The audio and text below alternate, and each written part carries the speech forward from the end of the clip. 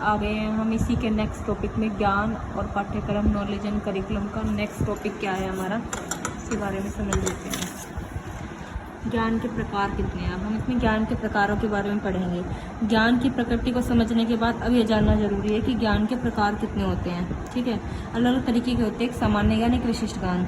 सामान्य ज्ञान मतलब जनरल नॉलेज, और विशिष्ट ज्ञान का मतलब स्पेसिफिक नॉलेज, किसी को कोई पर्सनल चीज़ की स्पेसिफिक नॉलेज हो, उस चीज़ से रिलेटेड है। सामान्य ज्ञान को भी दो भागों में बांटा गया है। सामान्य ज्ञान के जो प्रकार है वो क्या है, प्रागुण भाविक ज्ञान और प्रायोगिक ज्ञान।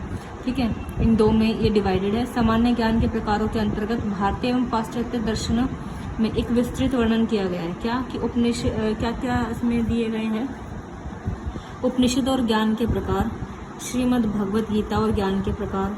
ठीक है, जैन दर्शन और ज्ञान के प्रकार, न्याय दर्शन एवं ज्ञान के प्रकार, सांख्य दर्शन व ज्ञान के प्रकार। ठीक है, ज्ञान के विशेष प्रकार हैं, कौन कौन से हैं, आप्त वचनात्मक, इसको कहेंगे टेस्टिमनी ज्ञान, जिसको हमने पहले से ही नॉलेज ली हुई है, टेस्टिमनी।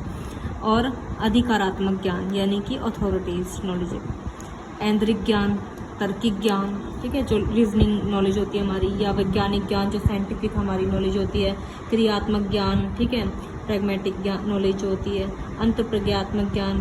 ठीक है, सामान्य ज्ञान के जो प्रकार हैं, जनरल नॉलेज के जो टाइप्स है वो क्या क्या है, प्रागुण भाविक, जो हमने अभी ऊपर पढ़ा, इसी को हम डिटेल में पढ़ रहे हैं कि ये वो ज्ञान होता है जिसके अनुभव की सहायता के बिना प्राप्त किया जाता है, जो हमने किसी अनुभव के बिना प्राप्त किया हो।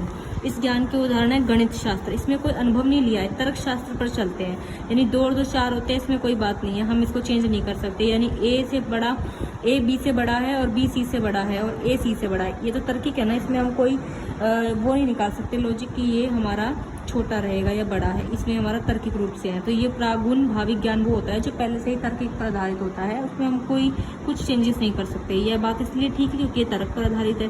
तर्क शास्त्र में निगमन के आधार पर जो तर्क दिया जाता है वैसे ही होता है। नियमों के आधार पर आधारित होने पर यह वैध माना जाता है कि नियम जो दिए गए हैं उसके अकॉर्डिंगली सही है। सारे कथन, कहावतें और लोक प्रचलित कथाएं, परंपराएं, सत्य जिनको हम दैनिक जीवन में अनुभव करते हैं, ये सभी प्रागुण भाविक ज्ञान के अंतर्गत ही आते हैं। अगर प्रायोगिक ज्ञान, ठीक है, प्रायोगिक मतलब जो अनुभव पे आधारित हो, हमारा अनुभव ज्ञान पर आधारित होता है। ये ज्ञान प्रागुण भाविक से थोड़ा सा अलग होता है। ये ज्ञान जो बाहरी जगत के अनुभव और निरीक्षण, मनुष्य के स्वयं के अनुभव, खुद कितना ज्ञान लिया है, क्या अवलोकन किया, क्या उसने वो अपनी नॉलेज ली है, इस निरीक्षण से प्राप्त होता है हमें। इसलिए कहा गया है कि इंद्रिय ज्ञान के द्वारा है। किसमें कहा गया है, ये प्रायोगिक ज्ञान में कहा गया है। अब है इसमें सामान्य ज्ञान के प्रकार के अंतर्गत भारतीय और पाश्चात्य दर्शन के अनुसार क्या है ज्ञान के प्रकार, उपनिषद एवं ज्ञान के प्रकार हैं। क्या क्या, पराविद्या और अपराविद्या। पराविद्या वो होती है हमारी जिसमें संसारिक बाह्य प्रकृति संबंधित होता है, जिसमें संसार की नॉलेज 5 इंद्रियों के अंतर्गत रहकर नॉलेज लेनी पड़ती है, इसमें हमें तर्क का सहारा लेना पड़ता है, अपनी इंद्रियों को जान करके हमें लौकिक ज्ञान का अनुभव लेते हैं। लौकिक मतलब जो संसार में चल रहा है वो पराविद्या है। अपराविद्या इससे अलग है, उसमें क्या होता है, हम अपने आप को जानते हैं, अंतर्मन को जानते हैं अपने, जैसे संत वगैरह होते हैं ना, वो अपराविद्या उनके अंतर्गत आती हैं, क्योंकि यही आत्मज्ञान की ओर हमें लेके जाता है। मानव प्रकृति का सर्वोच्च ज्ञान यही है, इसमें स्वयं को जानने का मौका मिलता है। जैसे हम जो मेडिटेशन करते हैं वो भी इसके अंतर्गत आता है, आत्मा से परे और परमात्मा से हमें मिलवाता है। अब श्रीमद् भागवत गीता और ज्ञान के प्रकार भी हैं इसमें भी अपरा और पराविद्या ही आती हैं। इसमें ज्ञान के 3 प्रकार है, सात्विक, राजसी और तामसी। ठीक है, सात्विक ज्ञान सर्वश्रेष्ठ माना गया है क्योंकि इसमें लक्ष्य आत्म सत्य का बोध कराना है। जैन दर्शन, जैन ज्ञान के प्रकार। ठीक है, इसमें जैन दर्शन में भी 4 चीज़ें आती हैं। मति ज्ञान, इसकी प्राप्ति जो इंद्रियों से होती है, मति ज्ञान की हमारी, जो भारतीय दर्शन प्रत्यक्ष ज्ञान का नाम देते हैं।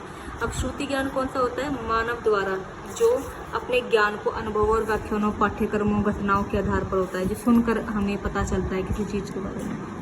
अवधि ज्ञान, अवधि ज्ञान होता है, यह ज्ञान अतीन्द्रिय अर्थात इंद्रियों से परे है का ज्ञान है। यह आम व्यक्ति को प्राप्त नहीं होता है। ये तभी उत्पन्न होता है जब कर्म और जिम्मेदारियां बहुत कम हो जाती हैं तथा देश व समय की सीमा को पार कर दूरदर्शिता के रूप में बहुत दूर तक देखने की दृष्टि रखता हो। यानी अवधि ज्ञान यानी बहुत ज़्यादा नॉलेज होना, जैसे प्रधानमंत्री जी को है, जिसमें दूर तक का हम इसमें समझ सकें। मन प्रयज्ञ विज्ञान कौन सा होता है, टेलीपैथी नॉलेज, वह ज्ञान है जिसके द्वारा व्यक्ति दूसरे के विचारों, गुणों, मनोभावों का ज्ञान कर सकता है। इसे हम टेलीपैथी के रूप में भी कह सकते हैं। पूर्व कथन के रूप में समझ सकते हैं। मतलब मन प्रज्ञान, इसका मतलब ये है व्यक्ति दूसरे के विचारों गुणों को मन भाव अपने मन के अकॉर्डिंगली समझ सके कि वो क्या कहना चाहते हैं वो चीज़। केवल्य ज्ञान क्या होता है? केवल्य ज्ञान वह होता है, इसे परिपूर्ण ज्ञान भी कहा जाता है। यह ज्ञान जो है वो केवल उन्हीं व्यक्तियों को प्राप्त होता है जो कर्म के बंधनों से मुक्त है। ज्ञान निरंतर चलने वाला होता है, इसलिए इसे प्राप्त कर मानव ज्ञानी हो जाता है और मोक्ष प्राप्त कर जाता है। जैन दर्शन अंतिम 3 प्रकार के ज्ञान के उच्चतर श्रेणी का ज्ञान मानता है। इन्हें साधना के द्वारा ग्रहण किया जा सकता है। ठीक है, अब है न्याय दर्शन और ज्ञान के प्रकार कितने हैं? प्रत्यक्ष दर्शन है, इसमें अनुमेय दर्शन ज्ञान है, उपमेय ज्ञान है और शब्द ज्ञान है, जिसमें वर्ड नॉलेज होती है, इसमें सिमिलैरिटी नॉलेज होती है कोई चीज़।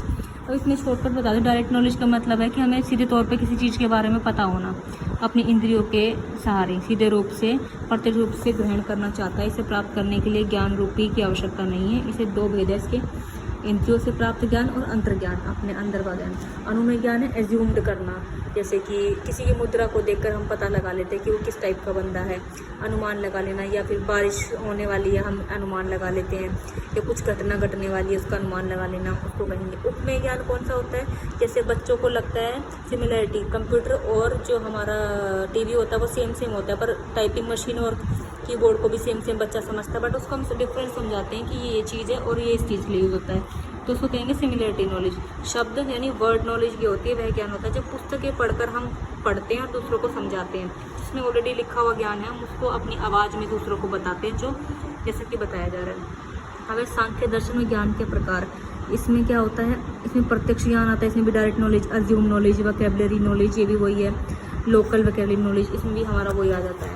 आगे वैदिक ज्ञान होता है, जो ऋषि मुनि वगैरह पढ़ते थे, वो वैदिक ज्ञान हमारा। ज्ञान के प्रकार अभी हमने पढ़े थे, आप्तवचनात्मक, अधिकारात्मक ज्ञान, ऐन्द्रिक ज्ञान, तर्किक ज्ञान, वैज्ञानिक ज्ञान, क्रियात्मक ज्ञान, अंतर्प्रयात्मक, ये अभी हमने अभी पढ़ा था, उसी से रिलेटेड है।